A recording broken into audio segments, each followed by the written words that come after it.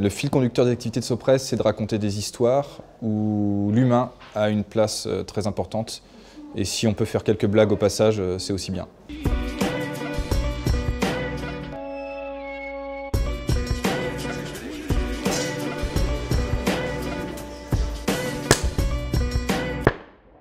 Une bande de débiles mentaux qui font des magazines pour s'amuser. Pour l'instant, ça marche. L'idée au départ est venue d'un vestiaire de foot. On m'a dit tiens, si on faisait un magazine de foot. Et j'ai dit ouais, ok, cool, on y va, on a 3 semaines, on lance ce magazine. C'est pas un conseil qu'on m'a donné, c'est une phrase que j'ai lue un jour, qui était une phrase d'un label punk rennais, je crois, qui disait trop de chefs, pas assez d'indiens. Et ça m'a vachement servi en fait. Notamment fait en sorte de payer les gens d'abord avant de se payer soi-même.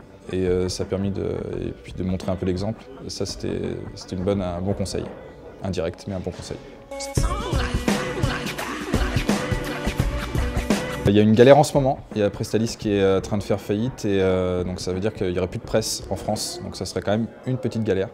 Voilà, c'est une boîte qui a été apparemment mal gouvernée, avec très peu de transparence. Et donc un groupement d'éditeurs indépendants essaie de se mobiliser pour essayer d'avoir plus de transparence et de peser un tout petit peu plus dans les décisions de gouvernance. Le moment qui a été peut-être le plus fort depuis le début de l'aventure, ça a été la nuit du bouclage de Society, quand à quelques heures de rendre le premier numéro, on n'avait toujours pas de couve et qu'on frôlait vraiment l'accident industriel. Et que Cyril et Laurent, les 2 DA, m'ont sorti une couve alors que j'étais en train de donner à manger à ma fille par SMS et m'ont dit tiens, et ça, qu'est-ce que t'en penses? Et là, j'avoue que j'ai eu des petites larmes et je me suis dit ces mecs-là sont super. Et c'était assez émouvant, parce qu'il restait que quelques heures. Une personnalité qui m'a inspiré, Georges Bourouchaga, mais bon, c'est l'ancien numéro 8 du FC Nantes, mais il m'a très peu servi dans ma gestion d'entreprise, mais c'était vraiment un joueur que j'admirais énormément.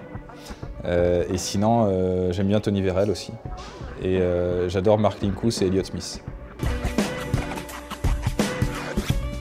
Mon rêve de croissance pour Sopress, pouvoir continuer à faire ce qu'on fait, c'est-à-dire des films, des disques, des magazines, et d'en faire un peu plus, mais bon, plus de films, et des films de cinéma si possible, pas que de la pub, plus de disques encore, et plus de magazines.